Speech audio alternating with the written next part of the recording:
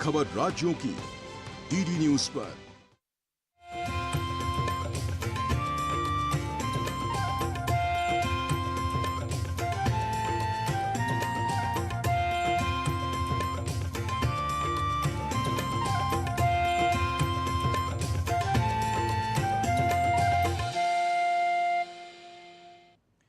विद्या वितर्को विज्ञानम स्मृति तत्परता क्रिया यस्यैते षड्गुणास्तस्य नासाध्यमति वर्तते। जी हाँ, विद्या, तर्क शक्ति, विज्ञान, स्मृति शक्ति, तत्परता और कार्यशीलता, ये छह हम सभी के पास हों ताकि इस संसार में हमारे लिए कुछ भी असाध्य न हो। और सुप्रभात की वेला में संस्कृत और भारतीय संस्कृति की विशेषताओं को हम विशेष रूप से स्मरण करें, जानें, समझें, विचार करें, तो ऐसे ही हम आत्मविश्वास का संबल प्राप्त कर कई असाध्य कार्यों को भी साध सकते हैं। बस इन्हीं उद्देश्यों के साथ हम लेकर आते हैं आपके लिए भारत, भारती और भारतीयता को समर्पित आपका विशेष कार्यक्रम सुप्रभातम। सुप्रभातम के आज के अभिनव अंक के साथ उपस्थित हूं मैं, नारायण दत्त मिश्र। स्वीकारें साभिवादन, अभिनंदन और अभिवंदन।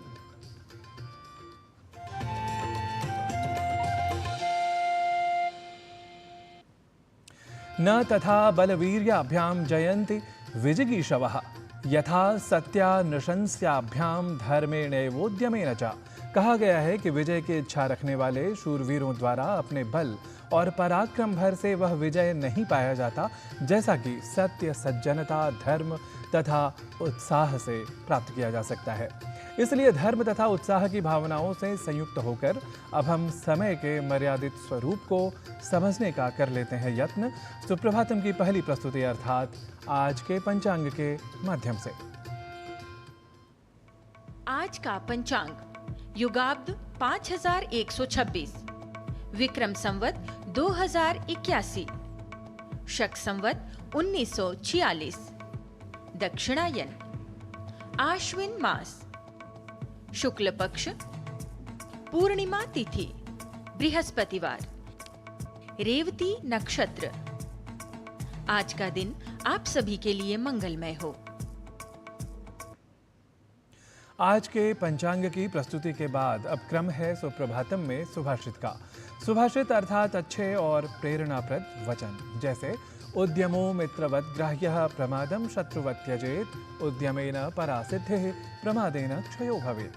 कहने का अर्थ यह कि हमें उद्यम या क्रिया को मित्र की तरह अपनाना चाहिए, पर प्रमाद या आलस्य को शत्रु की तरह त्याग देना चाहिए, क्योंकि उद्यम या क्रिया से ही हमारे उद्देश्य पूर्ण होते हैं, जबकि प्रमाद या आलस्य से तो हमारे उद्देश्य अपूर्ण ही रह जाते हैं।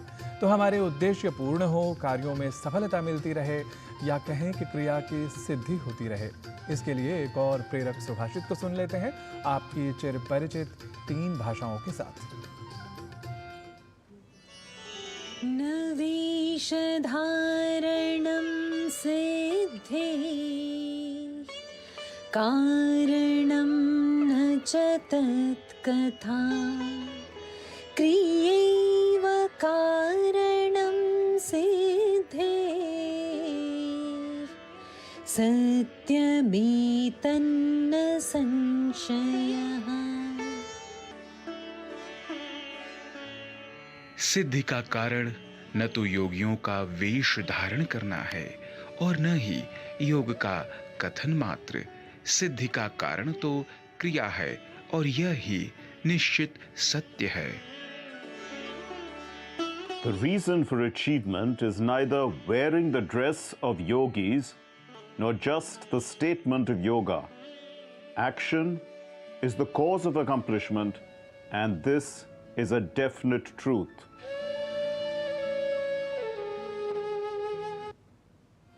आज अंतर्राष्ट्रीय अभिधम्म दिवस है, जो बौद्ध धर्म के बहुत ही महत्वपूर्ण उत्सव के रूप में मनाया जाता है।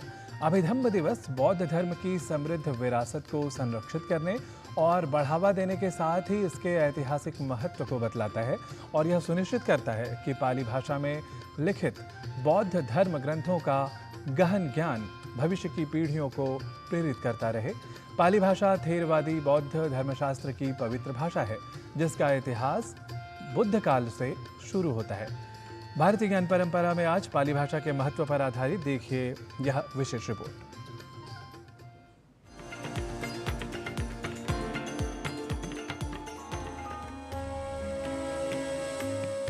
पाली भाषा भारत की प्राचीन भाषाओं में से एक है। मूलतः उत्तर भारत की भाषा पाली गौतम बुद्ध के उपदेशों की संवाहिका होने के कारण बौद्ध धर्म के विस्तार के साथ ही एशिया के अनेक देशों में जा पहुंची। व्याकरण और संरचना की दृष्टि से पाली भाषा संस्कृत की अपेक्षा सरल है। मगध क्षेत्र की राजभाषा होने के कारण पाली भाषा का प्रारंभिक नाम मागधी था। पाली शब्द का प्रारंभिक प्रयोग बुद्ध वचनों के पाठ के रूप में होता था और विद्वानों के अनुसार महात्मा बुद्ध के उपदेशों के संरक्षण अथवा पालन करने के कारण ये पाली नाम से प्रसिद्ध हुई। मुख्य रूप से प्राचीन मगध क्षेत्र, प्राचीन कोसल क्षेत्र, मध्य प्रदेश का सांची विदिशा क्षेत्र, गुजरात का गिरनार क्षेत्र तथा प्राचीन उत्कल प्रदेश आदि स्थलों को पाली भाषा का उद्भव स्थल माना जा सकता है। पाली भाषा में निबद्ध साहित्य में बुद्ध वचनों के साथ साथ ईसा पूर्व 5वीं शताब्दी से ईसा 5वीं शताब्दी तक भारतीय दार्शनिक विचारों, संस्कृतियों, राजनैतिक एवं भौगोलिक इतिहास आदि की ज्ञान राशि भी सन्निहित है। भारत की 3 ऐसी समृद्ध भाषाएं हैं, प्राकृत, पाली और संस्कृत, जिनको हम कहें कि उन्होंने विश्व की भाषाओं को समृद्ध किया है, प्रभावित किया है, तो अतिशयोक्ति नहीं होगी। यदि हम सिर्फ दक्षिण पूर्व एशिया के देशों को देखें, Sri Lanka, Taiwan, Korea, Vietnam, Cambodia, Japan, इन देशों की भाषाओं के शब्दकोश में 80% से अधिक शब्दों की व्युत्पत्ति का स्रोत पाली भाषा है। न केवल ये, बल्कि दूरस्थ ग्रीक और रोमन भाषाओं में भी पाली भाषा के शब्द मिल जाते हैं और भी वो फारसी में मिल जाते हैं। भगवान बुद्ध ने उपदेशों के माध्यम के रूप में लोक भाषा को स्वीकार किया और अपने 45 वर्ष के लंबे समय में जो कुछ भी धर्म प्रवर्तन किया वो त्रिपिटक नामक विशाल संग्रहित साहित्य पाली भाषा में ही उपलब्ध है। त्रिपिटक का अर्थ है 3 पिटारियां। त्रिपिटक में भगवान बुद्ध द्वारा दिए गए उपदेशों का वर्गीकरण 3 भागों में किया गया। इन 3 पिटकों के नाम है विनय पिटक, सुत्त पिटक, अभिधम्म पिटक। इनमें से प्रथम विनय पिटक में भिक्षु और भिक्षुणी संघ के लिए पालनीय आचार नियमों का संकलन किया गया है। जिस भाग में विद्वानों और साधारण समाज के लिए उपदेश संग्रहित हैं, उसे सुत्त पिटक नाम दिया गया। सुत्त पिटक पाली भाषा साहित्य का सबसे विशाल ग्रंथ है। जिस भाग में विद्वानों और साधकों द्वारा समझने योग्य गंभीर दार्शनिक सिद्धांतों को निरूपित किया गया है, उसे अभिधम्म पिटक कहा गया है। पाली भाषा में सबसे विशालतम धार्मिक साहित्य त्रिपिटक मौजूद है, जिसमें भगवान बुद्ध के 84,000 धर्म स्कंद मौजूद है। भगवान बुद्ध की 84,000 देश न्याय मौजूद है। भगवान के परिनिर्वाण के बाद पहली संगीति में इस साहित्य ने जन्म लिया। दूसरी, तीसरी संगीति भारत में हुई। चौथी संगीति श्रीलंका, 5वीं, 6ठी बर्मा में। अभी विगत 20 वर्षों से भारत में विश्व के सारे देश मिलकर पाली भाषा में भगवान के धर्मोपदेशों का संगायन भारत में करते हैं, बोध गया में। पाली भाषा में नैतिक आदर्शवाद, उच्च धार्मिक भावना और इतिवृत्तात्मक विशेषताओं के साथ ही विशाल वंश साहित्य, काव्य शास्त्र, व्याकरण के ग्रंथ, कोश ग्रंथ, छंद शास्त्र के ग्रंथ, सुबोधालंकार जैसे काव्य शास्त्र भी प्रचुर मात्रा में उपलब्ध हैं। पाली भाषा को शास्त्रीय दर्जा देकर भारत सरकार ने ऐसा स्तुत्य कार्य किया है कि भारत फिर से विश्व गुरु के दर्जे को हासिल कर सकेगा। उस दिशा में ये एक बड़ा कदम है। पाली भाषा में सम्राट अशोक के अभिलेख, शिलालेख, भित्तिलेख आदि के विशाल शिलालेखीय साहित्य न केवल भारत बल्कि श्रीलंका, म्यांमार, थाईलैंड आदि देशों में भी उपलब्ध हैं, जिनके पठन पाठन, संरक्षण, संवर्धन के लिए आज भी अनेक विद्वान, संस्थाएं तथा सरकार प्रतिबद्ध है। लता वशिष्ठ, डीडी न्यूज।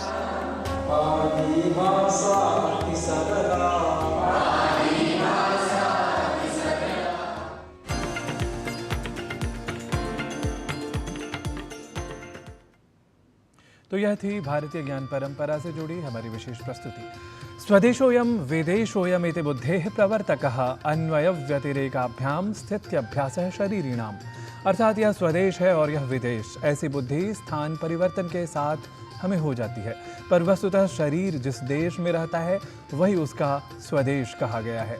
और शरीर सर्वदा हृष्ट पुष्ट रहे और चोटों से दूर रहे, और इसलिए आज का हमारा स्वास्थ्य मंत्र भी केंद्रित है चोटों से दूर शरीर की प्राप्ति पर, क्योंकि आज है विश्व आघात दिवस। मुख्यतः सड़क दुर्घटनाएं चोट या आघात का बड़ा कारण बन जाती हैं। सड़क दुर्घटनाएं जिनके कारण कितने ही युवाओं और उनके परिवारों का जीवन दुष्प्रभावित होता है। ट्रॉमा इंजरीज से कैसे बचाव किया जा सकता है, आइए देखते हैं हमारी सहयोगिनी किरण भारद्वाज की इस विशेष रिपोर्ट के माध्यम से।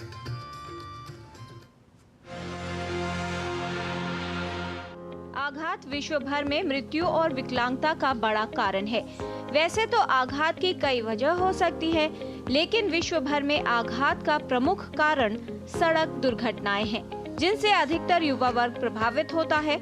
इसका प्रभाव न सिर्फ व्यक्ति पर बल्कि साथ ही उसके पूरे परिवार पर पड़ता है। शारीरिक आघात या चोट यानी शरीर को किसी भी प्रकार से नुकसान होना, जिसके कई कारण हो सकते हैं। सबसे बड़ा कारण हिंदुस्तान में रोड ट्रैफिक एक्सीडेंट है, और सबसे ज़्यादा महत्वपूर्ण बात ये है जो देश को काफ़ी नुकसान पहुंचाती है, ये जो मरने वाले लोग होते हैं वो यंग लोग होते हैं, अपने फैमिली के और ब्रेड अर्नर होते हैं। एक और ग्रुप है फॉल, बिल्डिंग से फॉल, कंस्ट्रक्शन बिल्डिंग या कोई भी काम फॉल से, ये भी बहुत महत्वपूर्ण ट्रॉमा का कारण है, और उसमें बच्चे से लेके यंग एज यही दो लोग ज़्यादा इन्वॉल्व होते हैं। एल्डरली पीपल बाथरूम में स्लिप कर गए और हिप जॉइंट का फ्रैक्चर, ये भी उसके बाद बहुत कॉमन, एल्डरली में सबसे कॉमन इंजरी यही है। और मतलब यंग लोगों में रोड ट्रैफिक एक्सीडेंट, एल्डरली में घर में स्लिप करना।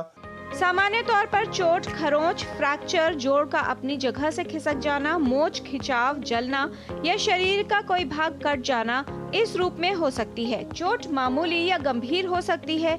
कुछ मामलों में मामूली लगने वाली चोट अंदर से गंभीर हो सकती है, जिसका परिणाम व्यक्ति की जिंदगी के लिए खतरा साबित हो सकता है। सबसे बड़ा कारण होता है ट्रॉमा का, इंजरी का, मोबाइल का यूज़ करना। जैसे कि कार में चलते हुए कार वाला गलती कर सकता है, या जेब्रा क्रॉसिंग करते समय पेडेस्ट्रियन भी मोबाइल यूज़ कर रहे होते हैं, तो वो उनके लिए घातक होता है। कई बार हम लोग चढ़ उतर रहे हैं, हाई बिल्डिंग पर हैं, वहाँ भी मोबाइल यूज़ करते हैं, आपका ध्यान भटक गया, आपका पैर मिस कर गया और पता लगा आप कई स्टोरी से नीचे आ गए। तो ये सभी को इसका भी ध्यान रखना है, और ये एक बहुत बड़ा कारण बनता जा रहा है ट्रॉमा के बढ़ने का। और एक और इम्पॉर्टेंट पॉइंट जो हम लोग हिंदुस्तान में देखा गया है, जेब्रा क्रॉसिंग, उसकी हम रेस्पेक्ट नहीं करते हैं, और वहाँ भी पेडेस्ट्रियन बहुत हिट होते हैं। तो इन सब चीज़ों का ध्यान रखें। ऐसे में प्राथमिक चिकित्सा जरूरी है, साथ ही व्यक्ति को सुरक्षित तरीके से अस्पताल पहुंचाना भी आवश्यक है। सावधानी रखना, ट्रैफिक नियमों का पालन करना और कार्यस्थल पर सतर्क रहना आवश्यक है। ट्रॉमा से बचने के महत्वपूर्ण कारण एक तो रोड नियम का फॉलो करना है, और रोड नियम के फॉलो करने में हमें अपनी स्पीड का ध्यान रखना है, सीट बेल्ट को बांधना है, और जो टू व्हीलर्स वाले होते हैं उनको हेलमेट बांधना है, और मोबाइल का यूज़ नहीं करना है। मैंने बताया कि मोबाइल भी एक बहुत बड़ा कारण बनता चला जा रहा है ट्रॉमा के लिए। और नशा, खासकर जो है अल्कोहल, हिंदुस्तान में ये बड़ा कॉमन है, ये भी एक बहुत बड़ा कारण है जो कि अपने एक्सीडेंट को इनवाइट करता है। अगर वो आप सब फॉलो करोगे तो आप खुद भी बचेंगे और दूसरे की जान को भी आप खतरा ना बनेंगे। दुर्घटना में यदि व्यक्ति का कोई अंग कट जाए या विकृति हो जाए तो ऐसे में प्लास्टिक सर्जरी द्वारा विकृति को ठीक किया जा सकता है। सभी को किसी भी तरह के चोट या आघात के लिए आवश्यक सावधानी रखनी चाहिए। किरण भारद्वाज, डीडी न्यूज।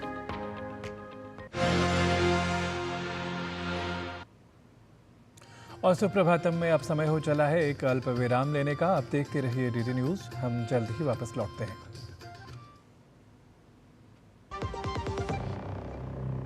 कभी नाच गाना और बेहतरीन खाना, कभी सास बहू की नोकझोंक में स्वाद का मुस्कुराना, कभी रिश्तों में मुस्कुराहट और स्वाद भरना।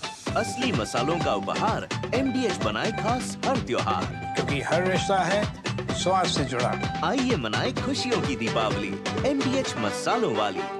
हाथ धोकर आते हैं। साबुन की जगह हैंड वॉश।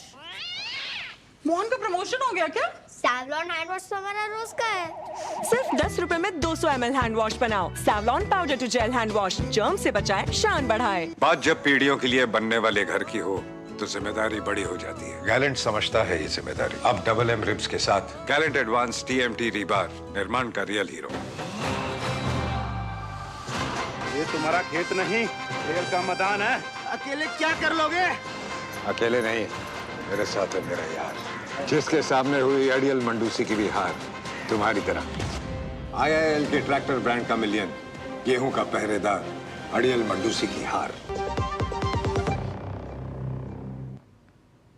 सुप्रभातम में एक बार फिर से आप सभी का स्वागत है। सुप्रभातम में अब क्रम हो गया है योग और स्वास्थ्य का। अब संपूर्ण विश्व यह समझता है कि योग स्वास्थ्य के लिए कितना महत्वपूर्ण है। हमारी अनियमित जीवन शैली और बढ़ती उम्र ऑस्टियोपोरोसिस की समस्या की ओर ले जाती है और हमारा स्वास्थ्य खतरे में आ जाता है। तो इस समस्या के समाधान के लिए योग और उसकी क्रियाएं कैसे ऑस्टियोपोरोसिस रोग से बचाव में उपयोगी हैं, यह जान लेते हैं। ऑस्टियोपोरोसिस, जो कि एक हड्डी का रोग है जिसमें हड्डियों की ताकत कम हो जाती है और टूटने का खतरा बढ़ जाता है। अगर आप लंबे समय तक कंप्यूटर पे काम करते हैं या फिर लंबे समय तक आपका डेस्क जॉब है, तो आज हम कुछ ऐसे व्यायाम सीखेंगे जो कि आपकी मदद करेंगे। सूक्ष्म व्यायाम जो कि हमारी गर्दन, हमारे हाथ, हमारे पैर और हमारी वेस्ट के लिए लाभदायक है, क्योंकि हमें लंबे समय तक कंप्यूटर पे काम करना पड़ता है। चलिए सीखते हैं सबसे पहले नेक एक्सरसाइजेस यानी गर्दन की एक्सरसाइजेस। सीधे बैठेंगे सुखासन में, हाथ आपके जांघों पे। इनहेल करते हुए रुकेंगे, एक्सहेलेशन के साथ अपनी दाईं ओर मुड़ेंगे।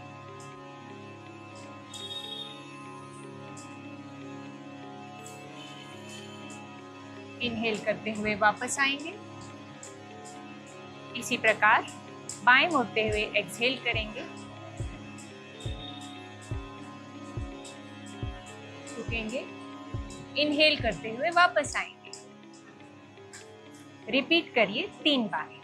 सेकेंड वेरिएशन नेक एक्सरसाइज, अपनी गर्दन को दाईं तरफ झुकाएंगे, कंप्लीट स्ट्रेच देंगे, इनहेलेशन के साथ वापस आएंगे। इसी प्रकार बाईं ओर एक्सहेलेशन के साथ स्ट्रेच देंगे, इनहेल करते हुए वापस आएंगे। रिपीट करिए 3 बार। अब शोल्डर एक्सरसाइज, अपने कांधों को ऊपर उठाएं, अपने कानों की तरफ ले जाएं, एक्सहेल करते हुए वापस, इनहेल करते हुए ऊपर जाएं, एक्सहेल करते हुए वापस। ये आप 3 बार रिपीट करें। अब हम करेंगे टांगों की एक्सरसाइज और पैरों की। अपनी टांगों को इस प्रकार सीधे ले जाएं, अपने पैरों को इस प्रकार स्ट्रेच करेंगे और वापस लाएं, स्ट्रेच करेंगे और वापस लाएंगे। अब हम क्लॉकवाइज और एंटी क्लॉकवाइज मोशन करेंगे। 1 2 3 एंड 1 2 एंड 3। ये आप रिपीट कर सकते हैं 3 बार। कुर्सी पे बैठे ही आप अपने हाथों को सामने ले आएं, मुट्ठी बना लें यानी फिस्ट बना लें और क्लॉकवाइज और एंटी क्लॉकवाइज मोशन में अपने हाथों की एक्सरसाइज करें। धन्यवाद। ये सब छोटी छोटी एक्सरसाइज से हमारे शरीर में तंदुरुस्ती बनी रहेगी और हमारी हड्डियां मजबूत रहेंगी। आइए जानते हैं कुछ प्रैक्टिकल टिप्स हमारी गुरु माँ हंसा जी योगेंद्र से। नमस्कार। ऑस्टियोपोरोसिस ये ऐसी चीज़ है जहाँ हड्डी ब्रिटल हो जाती है। शरीर में कैल्शियम की तो ज़रूरत होती ही है, लेकिन कैल्शियम आप कितना भी ले लो वो एब्सॉर्ब होना बहुत ज़रूरी है शरीर में। और इसलिए कोशिश ये करें कि धूप बॉडी को देना, फिजिकली एक्टिव रहना वो बहुत ज़रूरी है। हमने रिसर्च किया था उस पर कि ऐसे लोग जो एक्टिव रहते हैं, बूढ़े भी हो जाए, उनको बॉडी में ऑस्टियोपोरोसिस नहीं होता, चलते फिरते रहते हैं सवेरे से रात तक, कुछ न कुछ लाना घर में वगैरह। तो कोशिश ये की जाए कि हम एक्टिव रहें, अपना काम खुद कर सके तो बहुत ही अच्छा है। आसन करें, गर्म पानी की थैली का यूज़ करें, धूप ले, तो बहुत फायदा हो जाएगा। नमस्कार। अब समय है योग की इस प्रस्तुति के बाद संस्कृत भाषा से भी संयुक्त होने का, और इसके लिए हम आपको लेकर चलते हैं संस्कृत पाठशाला की कक्षा में हमारे सहयोगी गवीश द्विवेदी के पास पुनरअभ्यास के लिए।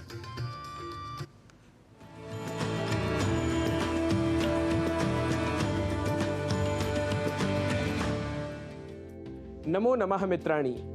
भाषा प्रभागस्य एतस्यां संस्कृत कक्षायां भवतां सर्वेषामपि स्वागतम्।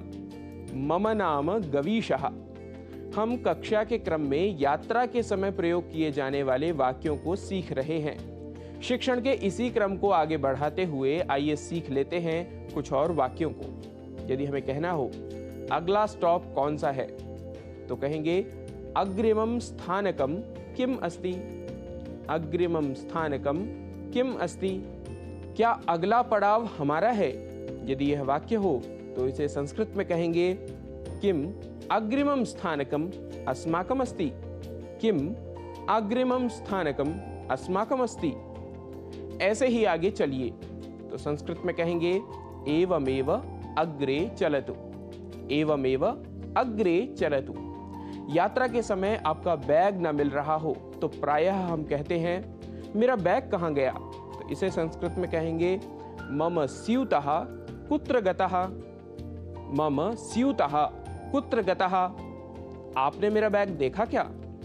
अपि भवान मम स्यूतं दृष्टवान। अपि भवान मम स्यूतं दृष्टवान। यदि वाक्य कहना हो यहीं पर तो रखा था, तो इसे संस्कृत में कहेंगे अत्र एव स्थापितम आसी। अत्र एव स्थापितम आसी। वाक्य यदि कहना हो यहीं कहीं होगा, ढूंढते हैं, तो संस्कृत में कहेंगे अत्र एव कुत्रचित् स्यात् अन्वेषणं कुर्मः। अत्र एव कुत्रचित् स्यात् अन्वेषणं कुर्मः। यदि कहना हो वहां है, तो कहेंगे तत्र अस्ति। तत्र अस्ति। यहां किसने रखा? यदि यह वाक्य हो तो संस्कृत में बोलेंगे अत्र केन स्थापितः। अत्र केन स्थापितः। यदि कहना हो मैं नहीं जानता, तो संस्कृत में बोलेंगे अहम न जानामि। अहम न जानामि। किसी और को पूछो, तो संस्कृत में बोलेंगे अन्यम कमपि पृच्छ। अन्यम कमपि पृच्छ। मैं अभी ही आया हूं। अहम तु इदानीम एव आगतः। अहम तु इदानीम एव आगतः। यदि वाक्य हो पैसा संभाल कर रखो, तो कहेंगे धन विषये जागरूको भव। धन विषये जागरूको भव। कैसी ट्रेन है यह? यदि यह वाक्य हो तो कहेंगे कीदृशम रेलयानम एतत्। कीदृशम रेलयानम एतत्। मैं इस ट्रेन से कभी नहीं जाऊंगा। यदि यह कहना हो तो कहेंगे अहम एतेन रेलयानेन कदापि यात्रां न करिष्यामि। अहम एतेन रेलयानेन कदापि यात्रां न करिष्यामि। वाक्य यदि हो यह मेरी सीट है, तो संस्कृत में कहेंगे एतत् आसनम मम। एतत् आसनम मम। आसनम या स्थानम कुछ भी प्रयोग यहाँ कर सकते हैं। मेरी टिकट पर भी यही सीट नंबर है। यदि यह वाक्य हो तो संस्कृत में बोलेंगे मम चिटिकायाम अपि आसनक्रमः एषः एव। मम चिटिकायाम अपि आसनक्रमः एषः एव। अपनी टिकट दिखाइए। कृपया स्वचिटिकां दर्शयतु। कृपया स्वचिटिकां दर्शयतु। मित्रों, इन वाक्यों को आप कहीं संजो कर रख लें और इनका वाचिक अभ्यास करते रहें। वैसे इस प्रकार के ही कुछ और वाक्य आप भी बना सकते हैं। वाक्य निर्माण में सहयोग के लिए आप सोशल मीडिया अर्थात जनसंचार माध्यम के द्वारा हमारे साथ संपर्क कर सकते हैं। मित्रों, आज की कक्षा को यहीं देते हैं विराम। अग्रिम कक्षा में पुनः मिलिष्यामः। भूयात् तावत् शुभम मंगलम।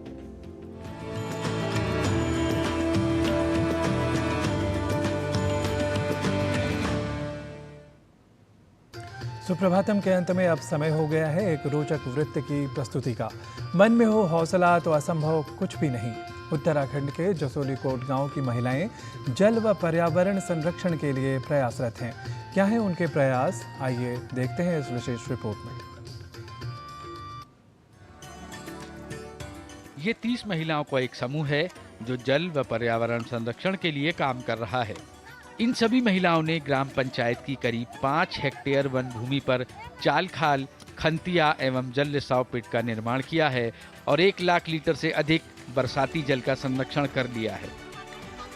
इतना ही नहीं, जिला मुख्यालय रुद्रप्रयाग से 35 किलोमीटर दूर कोट गांव की इन महिलाओं ने बरसाती जल संरक्षण वाले स्थानों पर विभिन्न प्रजाति के पौधों का भी रोपण किया है। हमें बहुत अच्छा लगता है कि हम जब यहाँ पर काम करने के लिए आते हैं, सबसे अच्छी बात यह है कि रोजगार के साथ साथ पर्यावरण तथा जल संरक्षण का भी कार्य हो रहा है, जिसमें हमारे आसपास का पर्यावरण तथा जल के स्रोत सुरक्षित होंगे।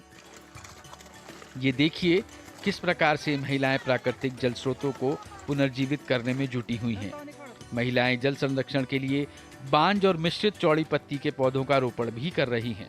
इस क्षेत्र में कम बरसात होने के बावजूद भी यहाँ 1 लाख लीटर से अधिक बरसाती पानी को संरक्षित किया जा चुका है और नतीजा भी आपके सामने है। कई प्रकृति के जल स्रोत रिचार्ज होने लगे हैं। खास बात यह है कि जिन स्थानों पर बरसाती पानी का संरक्षण किया जा रहा है, वहाँ पर मिश्रित वन विकसित करने की भी योजना है। मन में बहुत खुशी है। आगे भी इस वन की रक्षा हेतु हमारी समिति का गठन हुआ है, जिसका नाम इस वन के देवता सिंहनाथ देवता के नाम से हो रहा है। जल तथा वन संरक्षण के इस कार्य को हम लगन से कर रहे हैं, जिसमें हम 25 महिलाएं लगातार पिछले 1 महीने से कार्य कर रहे हैं। 1 महीने से लगातार रोजगार में हम बारिश और धूप कुछ भी नहीं देख रहे हैं। इस जल संरक्षण के बारे में हम डेली आ रहे हैं और अपने चाल खाल बना रहे हैं, पिट बना रहे हैं और खंतियां बना रहे हैं। इन महिलाओं की इस मुहिम में स्थानीय लोगों ने भी मदद के हाथ आगे बढ़ाए हैं। गांव के लोग मिट्टी की खुदाई के लिए उपयोग में आने वाले उपकरण इन महिलाओं को उपलब्ध करा रहे हैं। नई पीढ़ी के सुरक्षित भविष्य के लिए भूमि पर जल की जरूरत है।